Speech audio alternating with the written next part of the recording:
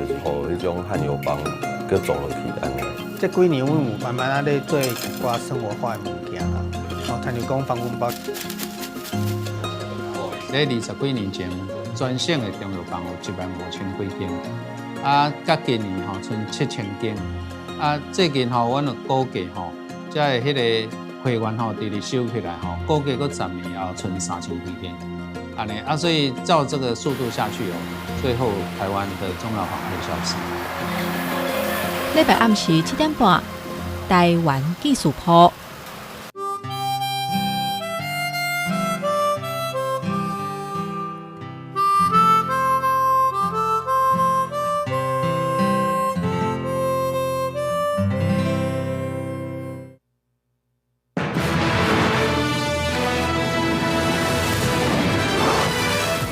今仔日是连假的头一天，高速公路车祸就随发生3件车祸，害塞车更加严重。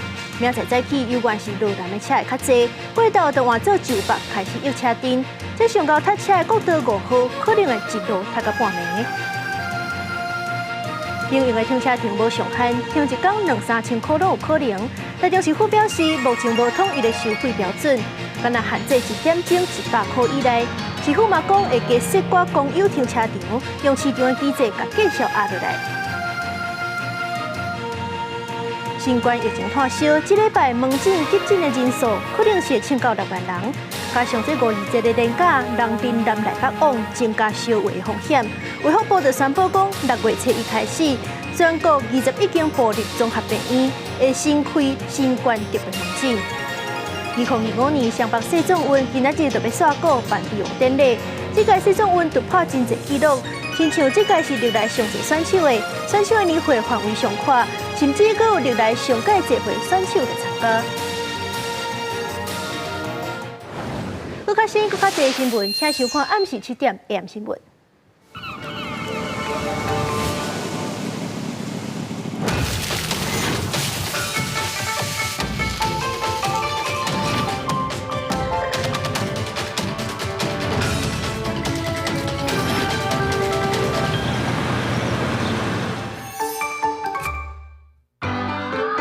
这是公视第一台，刷落来请收看咱的新闻。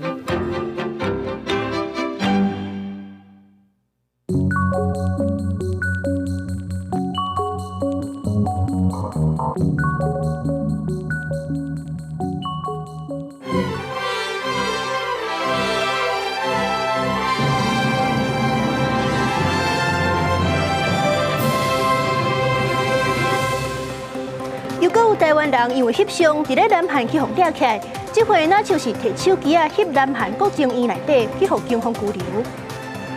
雷虎科技的2米商用无人艇测试稳中行踪的时，却是真正失踪。早起海巡署伫咧新北澳底渔港的当边找到。属于政府的简讯号码111，本地是5万户民众较可分别袂去互诈骗去，即阵煞嘛去互诈骗集团偷用去。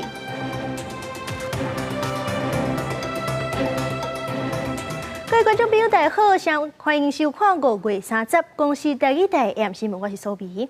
今日新闻头几声，就要来看今仔日已经开始咧休5、2节的年假，这高速公路车祸煞到随发生车祸。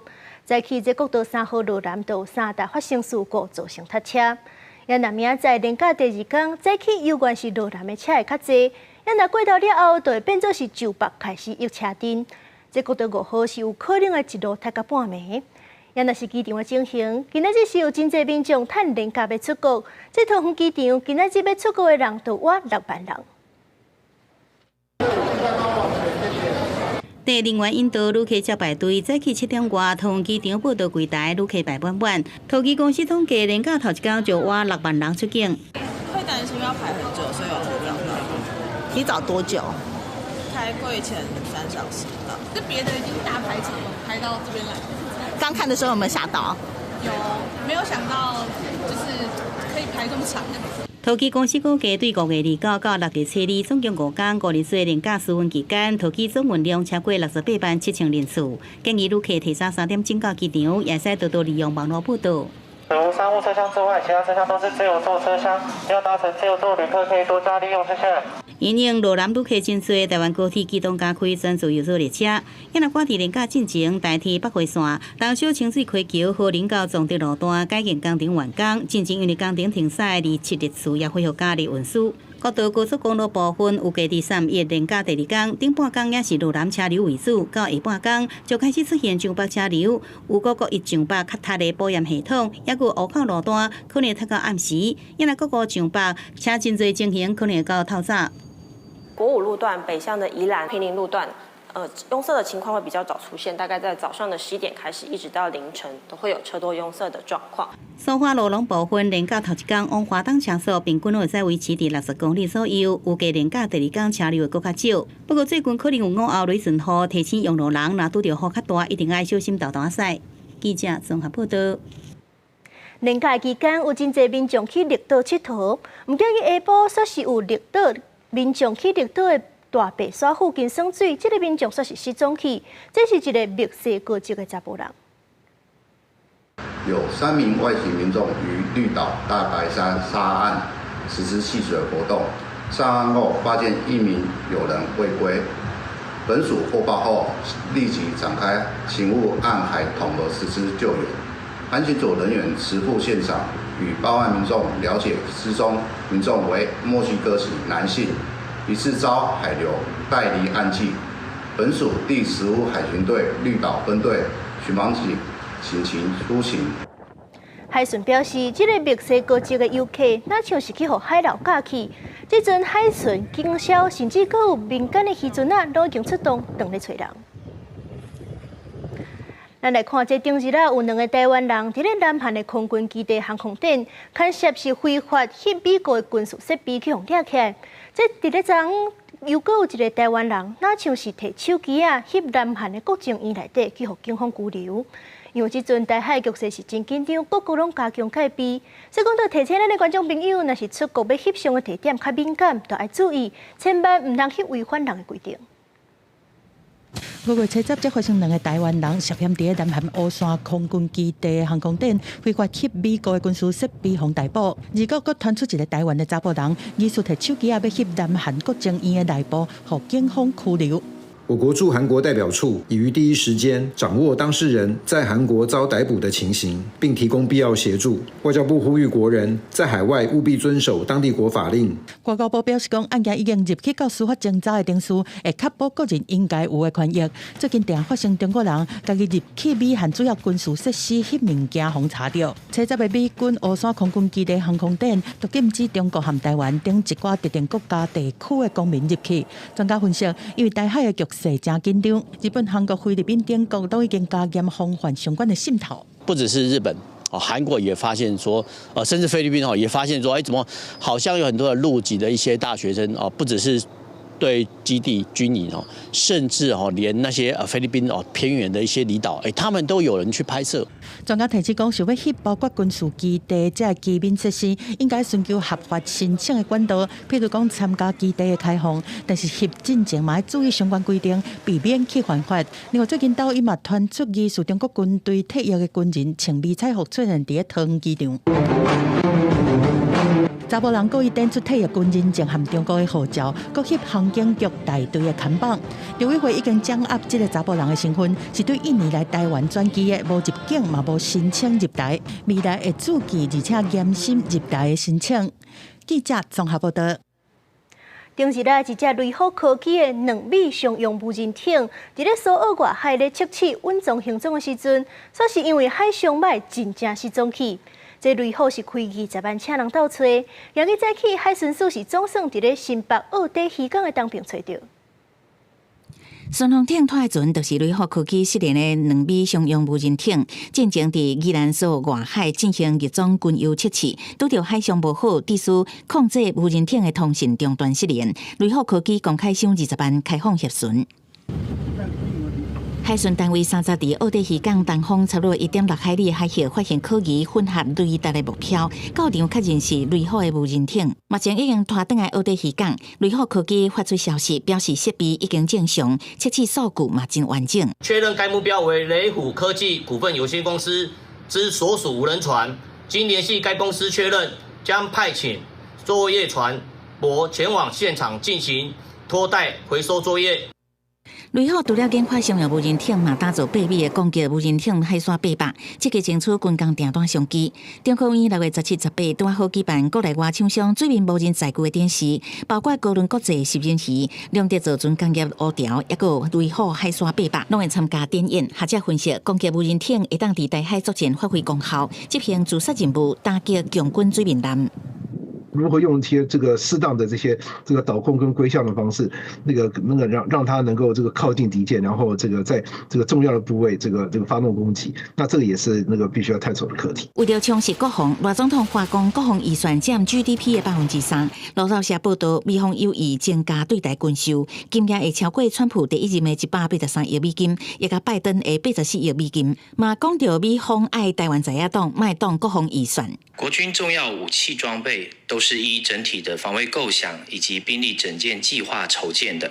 我们会透过各式的对美交流管道争取军售。删减的幅度也是历年来最小的，可是民进党一直大造谣，一直在大抹黑，导致美国跟某些国外的政要误会了在野党。民进党立委王定宇表示，顶个月去美国访问，无论是参议员华府，拢关心台湾国防预算互人煽动。陈启凯强调，民进党绝对支持美国增加对台军售。记者综合报道。为着阻挡中国渗透，这陆委会是规划要修法，公职人员包含基层的，若是要去中港澳，拢爱全面列入管制。民进党的立委是肯定修法的方向，认为讲是咧保卫国安。不过国民党的立委是质疑讲，这款修法有政治目的。为防堵中共渗透，总统赖清德3月中提出17项国安策略，陆委会建议修法，那公职人员包含基层人员要去大陆港澳，拢爱全面达至管制范围。这些人接触不到国家的机密，该限的不限，两岸之间的和平是要促进交流来达成。他们要在所有的老百姓的脖子上套上一条绳子，要是我们也没办法。可以法条明确一些。既然出现部分反对的声音，国民党立委质疑修法有政治目的，激化空中保台。民进党立委是肯定修法方向，强调是为捍卫国安。公务人员应该要报备，这个绝对是最基本的一个要求而且这只是一个报备而已并不是禁止，也不是管制。所以就算是基层的公务人员，大家应该都要共同体谅。人民有自由权，那你要加任何的限制在上面，要思考符合比例原则啦。通讯软体这么发达，如果今天要出卖国家的机密，它不需要人到港澳啊。另外，清早军公告有中国身份证、定居证、居住证第一阶段中央政府已经完成，第二阶段在进行地方政府甲国级公立学校，未来是不是扩大一般民众引起关注？我们并没有要对一般民众做清查但是如果一般民众受到检举，都会按照两岸条例处理，把你除去台湾的身份。刘文健强调，专案清查是针对军公告核心人员，后续还有定期查核。那这摆清查有具结无实在，未来被查到会负法律的责任。公视新闻采访报道。美国 AI 晶片大厂辉达将一阵仔是宣布要伫咧咱台湾设总部，不过即阵嘛风声辉达要伫咧中国上海成立研发中心。不过这件代志就引起美国的参议员烦恼，惊讲是会造成因国安甲经济问题。美国 AI 晶片大厂辉达执行长林坤5月访问台湾时阵宣布全新的台湾总部了，但讲也将会伫咧中国上海设立全新的研发中心。The H20 band cost NVIDIA probably $5 billion. It's an unfortunate loss. But the more important thing is that we should compete for the Chinese market. 林坤八卦了便讲，美国的晶片管制和辉达损失正大，也那根据外国媒体报道。辉达全新的上海研发中心，就是为了要应对美国出口管制措施。林坤也伫咧4月甲上海市长访正会晤讨论这项计划。不过美国有2位参议员共同发出关切的信函，讲辉达的上海设施涉及正明显的国家甲经济安全议题，有必要爱详细审查，要求辉达爱提供计划完整视频甲说明。这一次只是加强了在上海的研发中心的一个重视度而已，他要将辉达的晶片如何跟中国的系统业者能够紧密结合在一起的一个研发中心。专家讲，辉达在中国地区早就有据点，包括北京、上海、深圳拢是研发中心。另外，亲像是香港、广州是有办公据点，是用伫咧做商业合作。不过相比较之下，台湾的总部除了研发以外，还有营运、仓储这块更加多功能。这个时候，它进行一个在高档的持股的调节，我觉得这也是件无可厚非的事情。但这并不意味着未来辉达就是会看坏。另外，根据辉达向美国证券管理委员会所提交的文件，计划要伫咧2025年度卖600万股的辉达股票，价值超过8亿美金。这是不是跟辉达的发展有关系，也引起大家的注意。公司新闻采访报道。民间经营的停车场有的是无上限，这停一工2、3千块拢有可能。这赛车出门，连这停车都是一笔开销。台中市府是表示，因目前是无统一的收费标准，只要符合这1点钟100块以内规定，就会当登记做合法的停车场。未来台中市府嘛加设挂公有停车场，用市场的机制，甲继续压落来。民众赛车来到台中市区，一看到停车场有位就较紧抢位。不过，真侪民众讲，台中市的停车费比外县市是贵真侪。我们那边的话是1个小时，可能 maybe 才30块吧。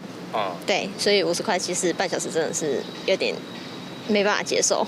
停车股是写讲每半点钟50块，而且无提供逐工优惠的上限。但是台中市区本来就车侪，佮拄着连续假期，嘛只好偏啊猛烈就甲停落去。行程结束了后，较紧离开。真侪民众认为讲，市区的土地虽然本来就较贵，但这种费率实在是伤惊人啊！以后嘛尽量避免塞车到市区。我最近停过1个小时80块的，所以这是用比较法去的，要不然真的50块真的太贵了。因为我只是来这边附近吃个饭而已。根据台中市府的资料，目前拢总有951个合法的停车场，但是民营的数量就有600多个，占超过2/3。另外，非法的停车场嘛有要400个，费率嘛对咧拢无同。有民台指出讲，真侪停车场无规定一工的上限，业者凊彩划价，一工收2800多块，价值实在伤悬啊！而且无合法的停车场嘛高达300多个，但当你开走的数量无够，无法度有协助的效果。我们都会看一下，如果说要停很久，我们都会先看一下一天最高多少这样子，有没有限制这样子，我们都会看一下啦。因为每一个区域、每一个案场、大小场、每一笔土地的租金，他们跟地主谈的租金都是一个变数。那在停车场法里面的规定，民营停车场呢，就他只要报费率。给我们上线给我们核备就好了。市府表示讲，公有停车场10点钟收费袂当超过40块，民营的停车场10点钟袂当超过100块。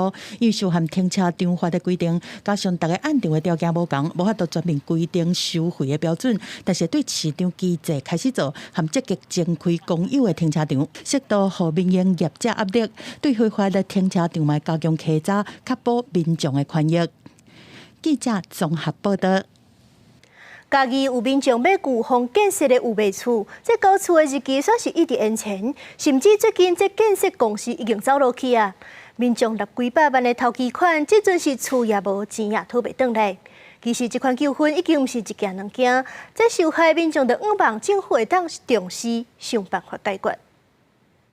厕所啊、卫浴啊，然后厨房啊、房间其实都已经差不多。这来计经车局已经完成，规栋大楼嘛拢起好啊，登记台高处煞听到歹消息。签合约，然后有履约保证的啊，这些完全也都没有帮助啊。我觉得真的很像就是在帮助建商啊，骗我们这些小老百姓的钱啊。基隆建设伫家己市东区的预售厝建调19户全部卖出去，原定去年初交厝煞一再迁延，今年2月佫因为申请使用执照，互人退件又佫拖。买厝的民众对早佫发现，建商若拖欠冷气，也佫有雅士台这些厂商的费用，建案的土地早就低啊，佫大家二胎。他3月就有跳票了嘛，然后他今年的4月才去把土地信托给他自己的姐夫，那我们是不是可以合理怀疑他就是想要脱产？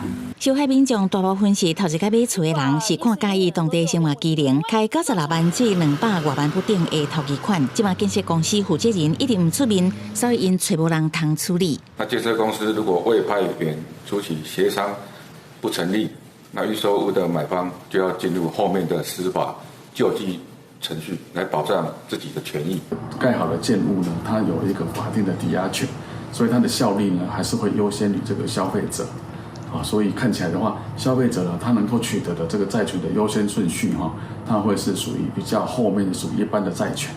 因为不时发生建商倒去的易售厝纠纷，受害民众拢希望政府会当重视。目前已经成立自救会，捍卫自身的权益。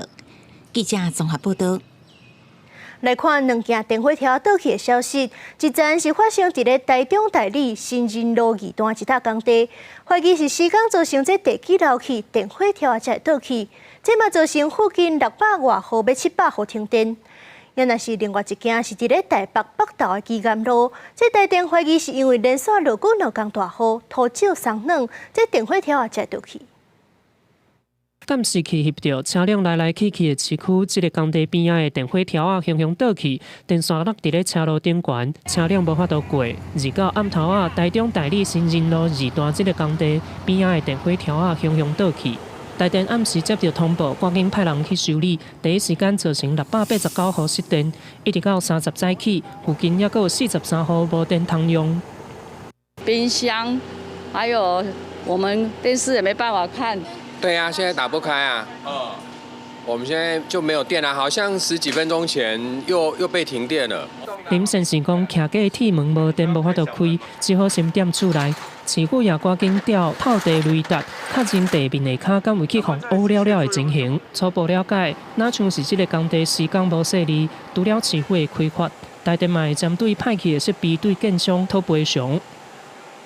为依建筑法68条规定罚18000，并为依施工计划书执行罚9000。针对这个建商，造成我们这个损害部分，我们跟他求偿。台北市北投区基岩路嘛有电火条倒去，倒去了后倒伫咧路中，嘛有影响到路树。消防随通知台电甲电切断，里长表示，可能是因为这几天拢咧落雨，造成土石拢松去。今天的倒塌，它造成了我们当地周边的住户将近快200户停电这样子。气象方面，气象署指出，30除了南部、华东地区，也有中部山区会有局部落雨情形，其他的地区拢是多云的天气。不过后礼拜2，阁有另外一批方面的到位。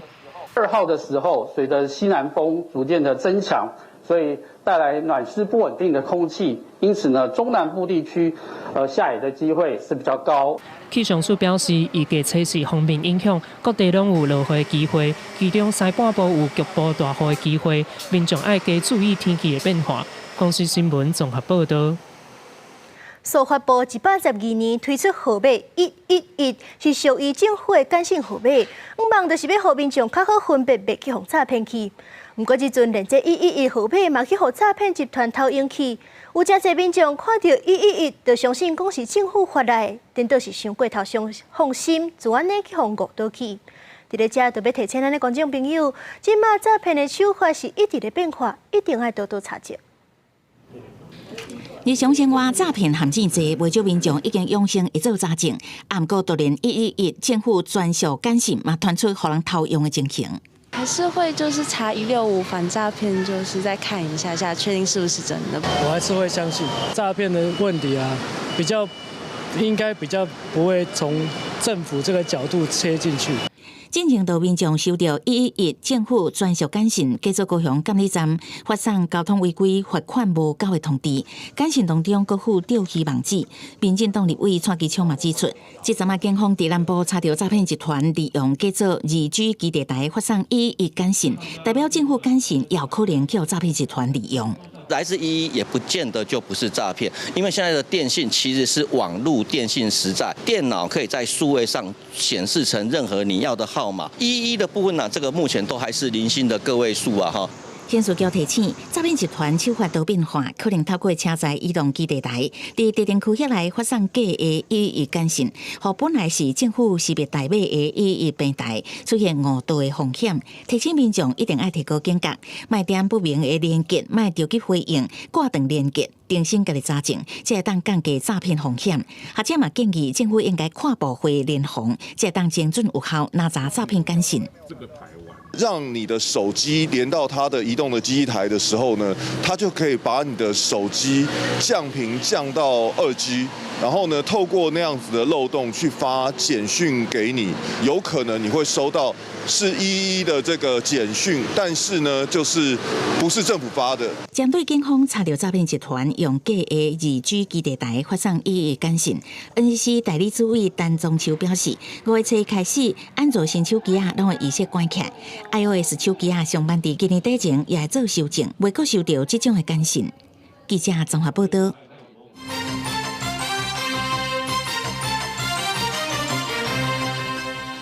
这站这新冠疫情是拖了真紧，顶礼拜门诊急诊的人数就超过4万人，而且这阵521年甲人丁南来北往烧话风险就会更加高。所以讲，卫福部就宣布讲，对6月初1开始，全国21间部立综合病院加开新冠特别门诊。51年假头一天，家长就带囡仔到耳鼻喉科看病，未少病患还阁伫哭扫。新冠疫情升温，第一线诊所的医师评估，呼吸道感染的病患，平均10个人到4至5个人感染新冠。就是会怕，因为现在就是疫情比较又开始了嘛，就怕他就是去学校又被感染什么。就从4月底以来，可能是只有零星的 case， 好，那我们不以为意。现在是刚才大概好几倍哦，现在的询问度非常高，哈，几乎现在开始每一天都有人来打疫苗。疾管署监测显示，5月18至24新冠疫情门急诊的就医人次突破4万人，比去年同期更较悬，也有可能伫6月底到7月初达到这波疫情的高峰。卫福部宣布，全国21间部立综合病院6月初开始加开 COVID-19 的特别门诊加夜诊，预估每个月增加924诊，应对51年假感染的风险，也加雄行行起来的疫情。65岁以上的长辈，或者是本身是怀孕的妇女或刚生产完的这个产妇，还有就是本身可能有一些像心脏、肺脏、肝脏啊，还有肾脏，还有癌症等等这些慢性疾病的朋友，都是属于这一波这个疫情当中要特别注意防范的高风险群。疾管署嘛特别提醒，若是确诊了后出现下喘，还是呼吸困难、皮肤喙唇反乌、无法度食物件、啉水，24点钟内无热无发烧，按过心跳每分钟比100届较济，持续有胸坎杂杂、胸坎痛，这拢是动静警示的镜头，一定要赶紧就医。记者采访报道。劳动部公布2024年的薪水的统计。整理房间的公务员平均一个月是无到3万1，比前年加无700块。这也就是讲，就算女属业欠人欠真济，这加薪水的幅度永远是无介悬。也若是讲到这薪水上介悬的，就是技师，月薪超过32万。整理房间无用器器，女客一体房，公务员都无用整理，工作无轻松。按过劳动部发布2024年无共款职业类别薪水调查统计结果，亲像欠人严重的女属业，无分女属类型，公务员的平均薪水，去年一个月薪水是3万，比去年同期的薪水只加无到700。而且女属职缺的平均薪水无到3万，薪水3万以下就占4成，3万2以上的无到2成。房务员的起薪平均薪资其实是有点不一样的，因为这个调查其实是讲不分这些不同类型的房务员的平均薪资，就没有办法看出不同形态的房务员的差别。工作1年来讲的话，看他的工作表现，那我们通常会在年底或是在下一个年初看你的工作表现，然后我们也会做一个调薪的一个幅度。另外，这摆调查显示，上悬薪水的职业是航空驾驶员，一个月薪水超过32万；第二是精算师，21万2；第3名是医师，要18万。上加薪水的职业是洗衫、熨衫的工人，一个月薪水无到3万。其实这个工作，他必须要冷静沉着，而且要判断力很强，而且不容许犯错。它必须要经过层层的飞行训练、身体的体检，相对的想要圆梦的人多，但是真正能够成为飞行员的人比较少。劳动部表示，无共款职类的薪水分布，会因为行业特性、样态无同有差别。亲像短小产品业的薪水差距较细，不过亲像运输、仓储、通信等业差别是较大。公司新闻采访报道。侪人为着方便会叫外送，真侪人咧用的 Uber Eats 是公告5月30开始调整会员方案，唔免收外送费的金额条件变悬，犹太嘛求水，这就引起消费者不满。即阵经过相关单位协调，这业者是同意讲，若要申请退出会员退钱，这期限的延长。所以讲，就提醒消费者，若是要退钱，6月底之前爱会记哩办。现代人生活较无闲，有一寡人要食物件时阵，拢会叫外送，较省时间。因故 Uber Eats 的公告，自5月30开始，将会调整 Uber One 会员的订阅方案，包括新鲜集会加其他非餐点免外送费的条件，自原本的299块调降到399。调降服务费抵扣的优惠，也有取消延前补偿的机制。很无奈，因为自己平常在订，就突然被调高，会很不习惯这样。会觉得福利受损，所以就会有些人就会想退。对，应该要按照他原本的契约走。如果跟原本的权益不一样的话，一定会多比较。根据服务局统计，Uber Eats 的公告到即马已经受理6件消费者的申诉，包括 App 系统依然回复民众 Uber One 会员方案。领订阅制已经超过7天的退款期限，无法度协助退款。一个向 App 客户反映讲要退款，却一直拢无得到回应这款问题。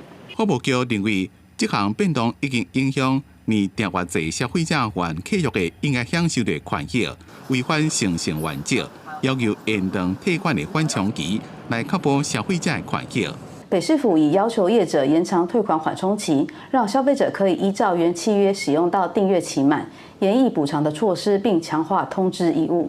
提醒消费者，若不同意新方案，其把握缓冲期在6月30日前申请终止，以维护自身权益。在协调了，业者同意将退费缓冲期延到6月底。消费者若是无同意新的方案，都应该把握时间赶紧退钱。Uber 是回应讲，已经再一遍通知所有会员相关的权益，对于发布局的意见，内部正伫咧积极的建议，也希望有机会会让进一步加持续讨论。公司新闻采访报道。2025年双北市总运今仔日就要煞过，这届市总运是突破真侪纪录，亲像这届是历来上届侪选手的年会范围嘛上届宽，而且佫有历来上届侪回选手来参加。包括市总运网球球坛35岁以上组男子单打金牌，来自南投水里吴胜宏是国小老师，亲友团早就来到台北，来到现场祝贺，大家拢真欢喜。我就是一直推广网球，从小朋友啊推广到连家长都持续运动打网球这个运动，我就觉得不错。35岁以上组网球球坛女子单打的金牌单家里是体育老师，老母不是台湾女子垒球国手，7摆参加垒球的比赛，摕下银牌。能在台湾比到国际世界级的比赛，蛮不容易的。我们就是大家一起参与这个盛会。你要的水在哪边，所以他都会把你指得非常的明确。这个比赛呢，我觉得还蛮舒适的。本届世总运虽然发生游泳比赛，赛程安排真乱，这争议加上期间一直落大雨，影响比赛。不过参赛者普遍对着志工的热心服务，感觉是真好，真感动。除了运动比赛，世总运博览会来参访的人也超过10万人次，不少人拢是归家来，经由导拿这活动体验运动的感觉。就是认识这个运动，那主要在玩什么，或是在运动什么，然后还有它的发展史。很多都是全家人来的，那因为我们在这一次博览会也有设计一些，就是说让大家体验的，5、6岁一直到我们80、90岁都可以去体验。本届世总运有真侪特点，除了有104岁羽球运动林有茂参赛，105岁泰国选手撒网参加电竞比赛，也有90岁昆凌阿公摕下电竞金牌，创下历届参赛选手上侪岁纪录，也有选手年龄层上宽，参赛人数上侪纪录。对着进入高龄化社会台湾，也提供予咱安怎来打造一场友善中高龄有温度的比赛思考机会。记者综合报道。攻击事件若是发生伫咧捷运，实在是去互心惊大响。为着加强捷运的安全，新北捷运公司是引进会当防止物件倒来雨伞，嘛有特殊防护在一个卡板甲手套放伫咧车厢内底。万不伊若发生紧急状况的时阵，民众就会当摕来保护家己。都是谁的？路街斗阵架摇倒攻击人的查某人压掉咧，现场一度混乱。这是去年底发生伫台北捷运的攻击事件。去年来捷运有当时有类似意外，为着提升意外时防卫的量能，新北捷运公司对一入起伫列车先增加安全装置，包含指甲盾架、包架、指甲手套配置伫头尾车厢。一旦意外发生，下包内底会使快速展开的钢绑材质，防挂手套会使因应真菌的冲突，民众手去摸到会使自保。乐观其成，这样很好啊，让大家坐车也会比较有一个安全感。我觉得会，但是应该要跟大家就是宣传一下有这个东西，不然大家也不知道。不过新北捷运公司提醒，这防护用品敢若供紧急状况使用，无故使用会开发。除了伫列车内底配置下包甲手套，也参考日本 JR 西部去年起实施的防气线装置，配置伫车站询问处。不过敢若站务人员使用，在即时会使当倒啊擦过复合防护层，并且会使抽出长棍啊加强棍的装置。一旦列车发生冲突事件，到站了后，站务人员会使找防气线介入，配合捷运警察压制并且疏散。遇到暴力行为时，可以利用随身携带的物品，像是背包、雨伞或行李等，挡在胸前自保，并立即按下车厢内对讲机寻求站务人员协助，及时通报警方处置。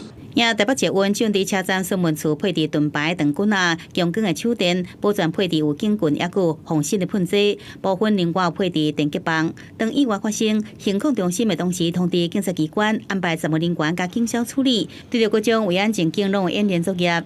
记者综合报道。台铁6月23就要起车钱，台东到台北自强号是爱936块，来回就要加开300几块。虽然这台铁是有提出 App 会员的优待，不过靠长途的交通爱挖靠火车的台东花莲地区的民众是批评讲这款优待是有哪无。台东县政府、台东县府甚至是讲无排除会带民众就北抗议。路客注意时间表，确认火车发车时间。华东地区的连外交通大部分靠铁路运输，不过台铁要伫6月23起票价。以台东到台北票价，自强号即马是783块，基隆号是604块，去了后自强号就爱936块，基隆号也到772块。那这自强号来回去306块。虽然台铁宣布有同步优惠方案，采取会员送点数，延扣90块，不过民众是真无感觉。何必再透过 APP 呢 ？APP 老人家根本不会使用。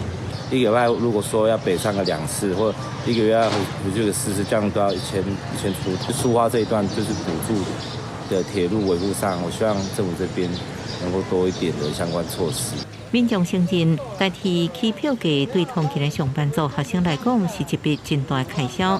台东县政府也批评，透过网络 App 订票，爱到现场排队换票。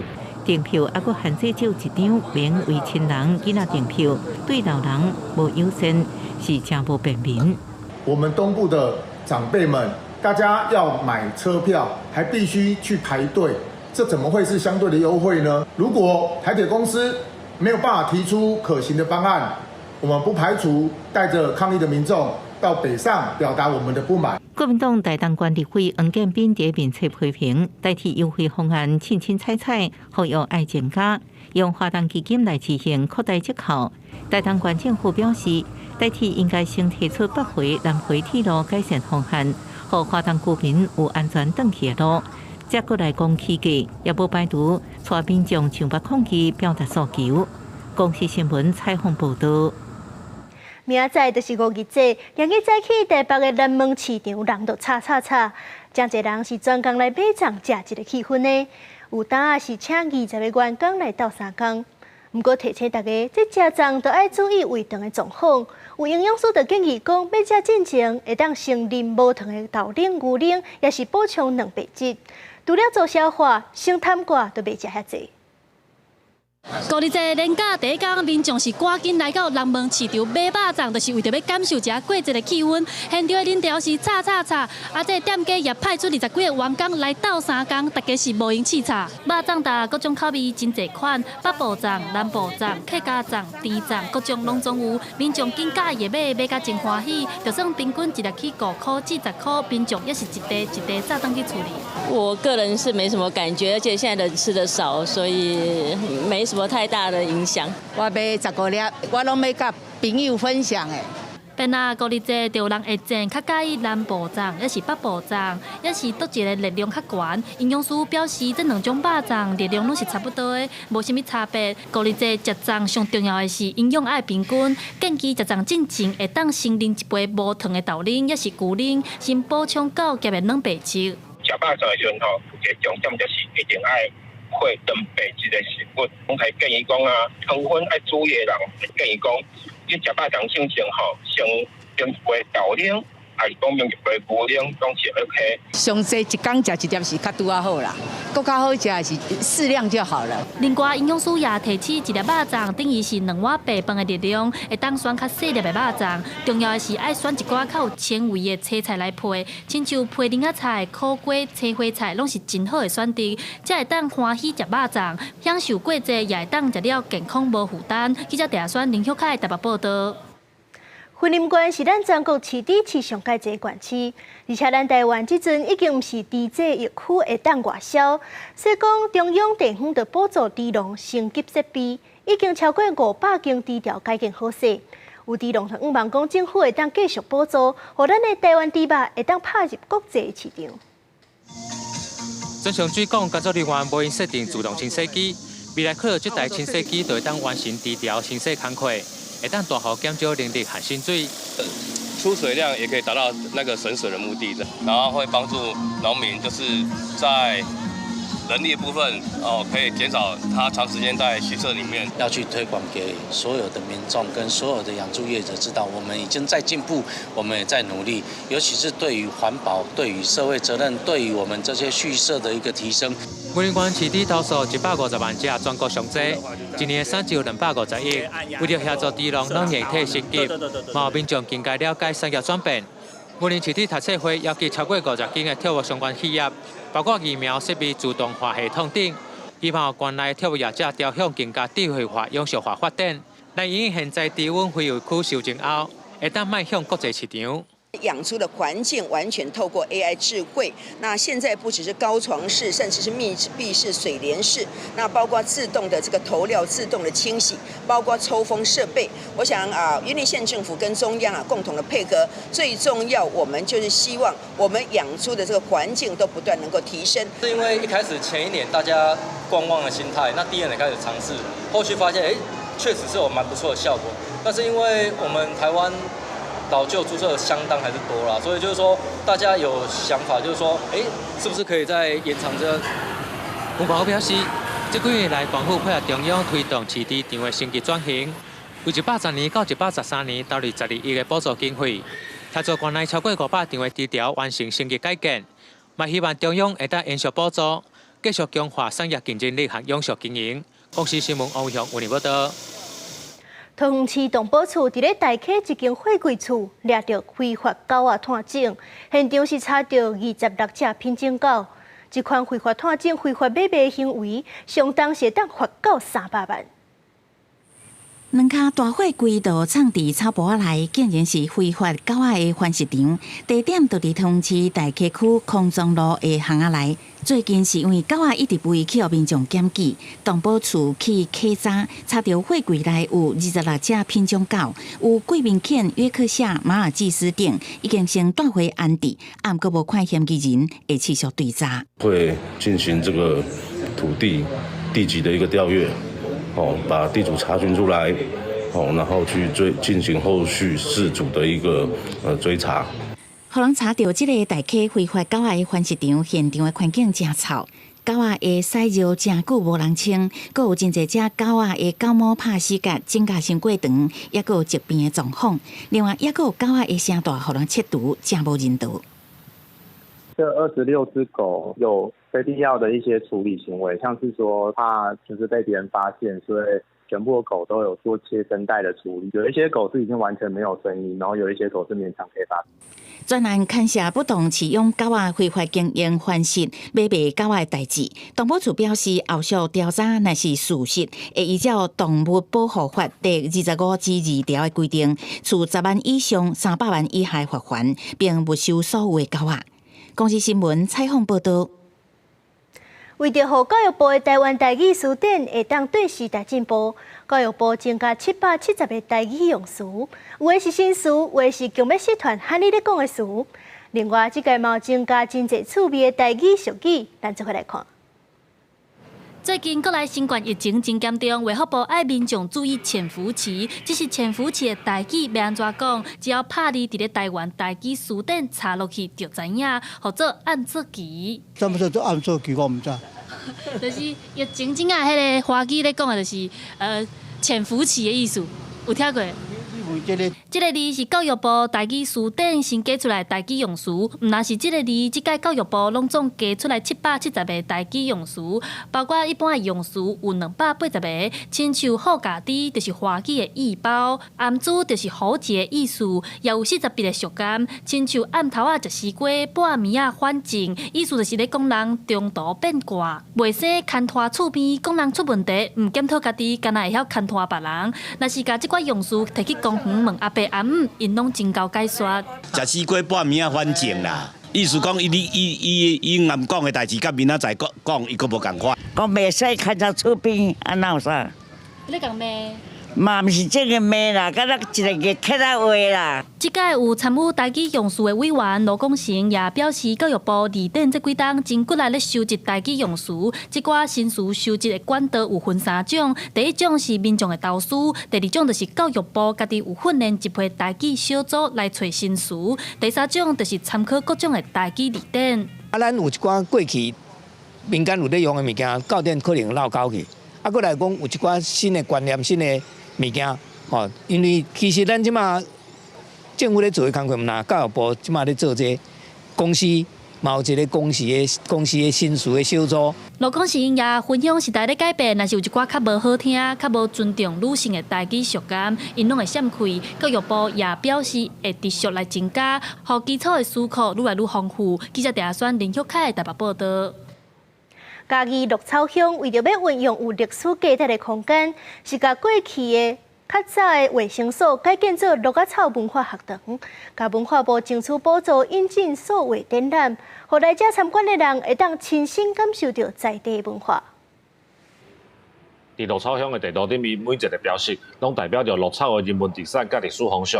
透过互动的数位内容，互鹿仔草民俗文化学堂成做传承基地的数位展览馆。文化观光局给咱甲文化部来申请有这个数位展厅的活化的一个补助所以这个补助互阮会当用一个互动式是触控式的科技导入咱的家乡百问，还有历史文化的资料伫内底。这个数位展览的内容配合嘉义县家乡百门的乡土教育，嘛成做是学生囡仔认捌地方文化的教室。文化学堂表示，内底内容未来继续增加，要替在地囡仔提供更加丰富的学习资源。即摆囡仔对这个影音的物件应该讲伊会较有兴趣。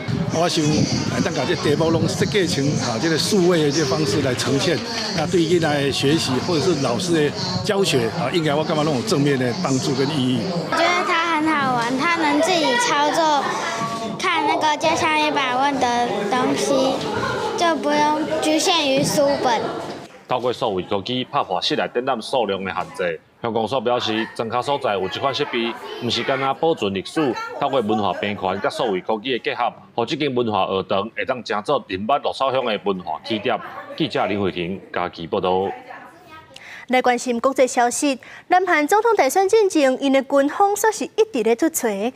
有一个前线的兵仔咧保养武器的时阵，竟然是4号机关枪向北韩的方向开一枪。这南韩的军方惊讲对方误会引起冲突，就赶紧通知北韩，这是一个信号。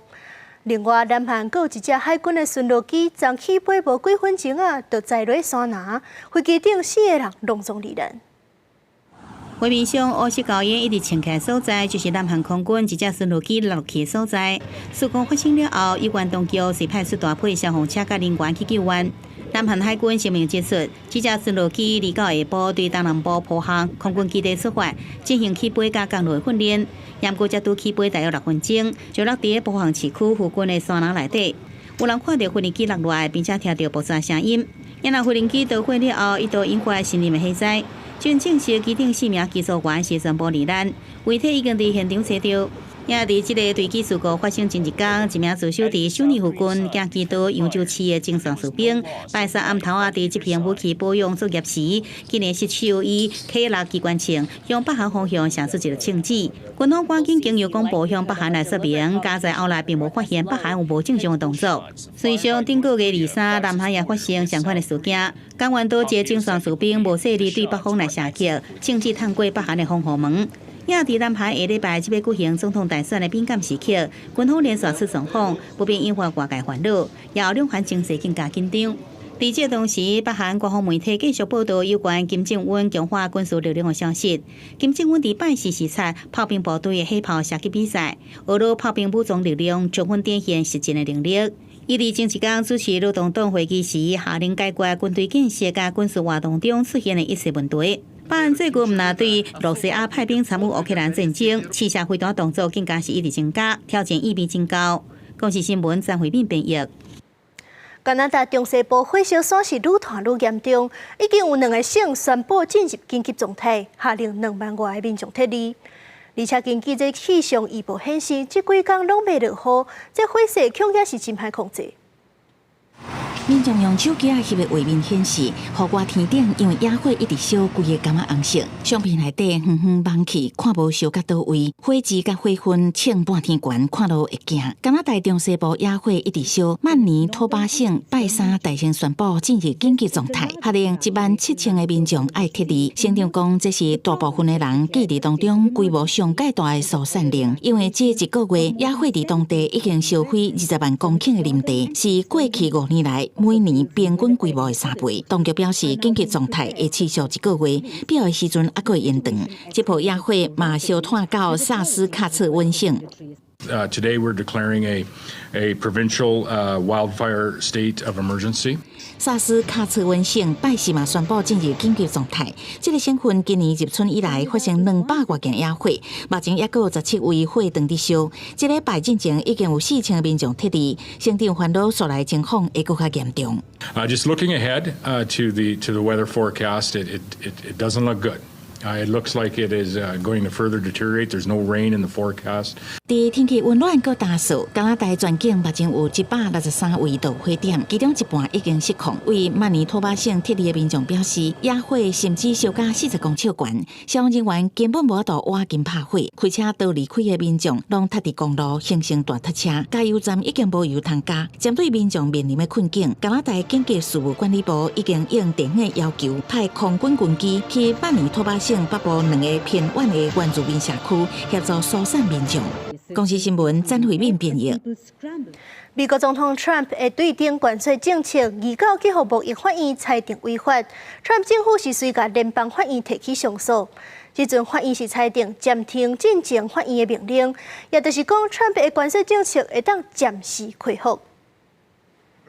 川普的对顶关税政策，一天内连续伫咧国际贸易法院甲联邦地方法院书。离到伫咧华盛顿地区的联邦巡回上诉法院，摕到暂时中止下级法院命令的裁定，等于是伫上诉期间，关税政策会当暂时恢复。因那法院后一遍的听证是定6月初5。北京的首席贸易顾问纳瓦罗，甲等伫咧北京外口的媒体讲，贸易谈判一个继续伫咧进行，伊强调关税司法战会拍到底。纳瓦罗也讲，这2个案件拢有政治动机，欠缺合法性。向贸易法院提过的12个州拢是民主党执政，向地方法院提过的2个小企业主拢是伫咧卖中国制造本属的玩具商。Look, the tariffs remain in place. The court told us, they didn't all but tell us, they told us, go do it another way, so you can assume that even if we lose, we will do it another way. 美国国家经济委员会主任哈塞特伫福斯新闻的专访内面讲，上诉法院的暂缓令是川普的一段胜利，也讲有3件贸易协定已经讲好势，就等川普做最后决定。Last week, at the end of the week, 3 that were basically ready for the president's decision. I don't know if people have had that conversation with him yet, but yes, there are many, many deals coming, and there were 3 that are basically look like they're done. 国际金融市场对川普关税司法战失败反应正热烈，亚洲加美国股市收盘行悬，欧洲股市收盘是小盘。伦敦的研究机构资本经济指出，案件上尾可能会拍到联邦最高法院，不过关税贸易战是未安尼就结束。公司新闻王慧文编辑。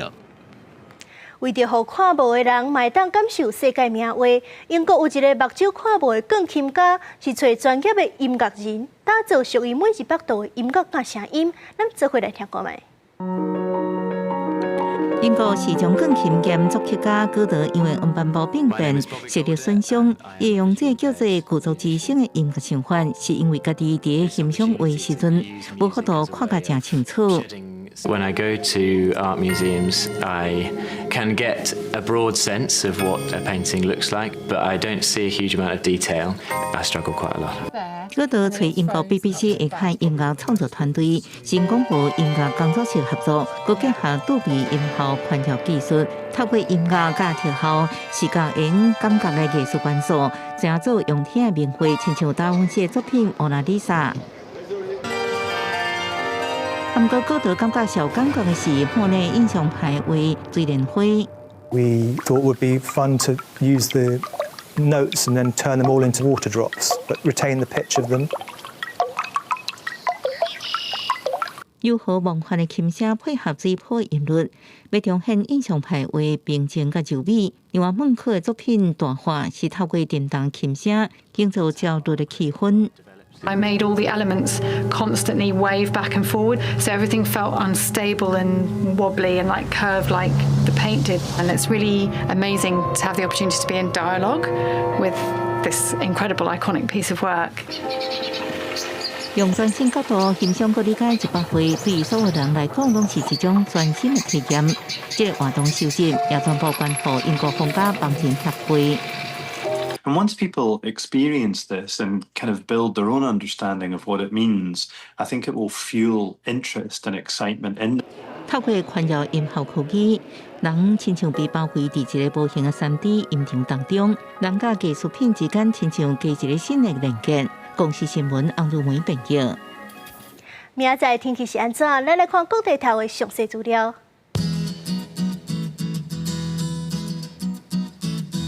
北部地区21度到33度，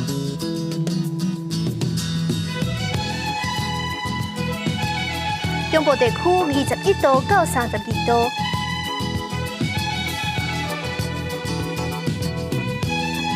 南部地区23度到34度，东部地区20度到29度。外岛地区21度到30度。做伙来关心未来3天的天气。